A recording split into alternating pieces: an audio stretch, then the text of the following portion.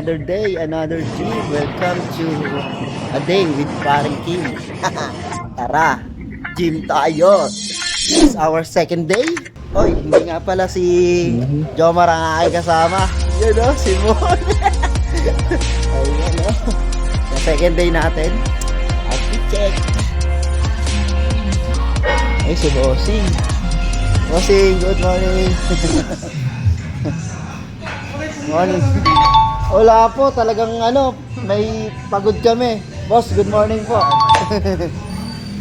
So, bago natin umpisahan ang day 2 natin, sa totoo lang, ramdam na ramdam ko pa rin yung sakit ng katawan ko mula kahapon. Alam mo yung pagbangon mo pa lang sa kama, parang may humila sa dibdib mo. Ganun na ganun ako kanina. Pero sabi ko sa sarili ko, normal lang to. Ibig sabihin, gumalaw ako. Nagbuhat ako. Sa ngayon, set up ako ng warm up. At kahapon, chest day tayo. Yun ang unang nilatag natin. Kahit medyo masakit pa ngayon, hindi ibig sabihin titigil tayo. Kaya ngayong day 2, likod naman ang bubuhusan natin ng disiplina. Pero syempre, hindi rin natin bibitawan totally ang chest. Paglagay pa rin tayo ng kahit konting bigat. Yung light lang, para hindi mabigla ang katawan natin sa progression. Kumbaga, maintenance, but still moving forward. So tara, buhat tayo.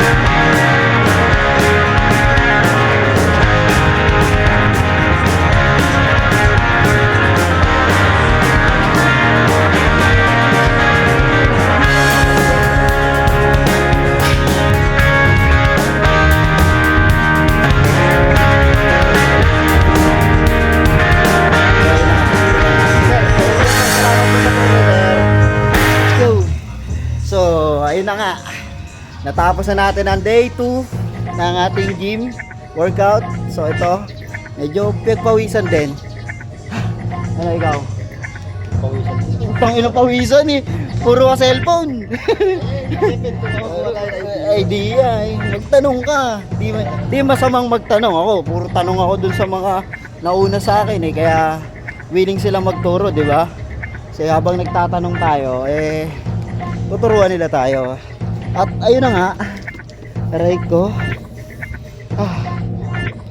talagang nabatak ako. Kahapon, ang inano ko yung dibdib, ngayon likod. It's the light. Likod, more on likod ako. Pero nag-ano rin ako, slight na buhat din ako sa dibdib, sa chest. Yan. Sa muscle natin sa braso, yan, butit na yan. Video mo, tapat mo lang na yan. So,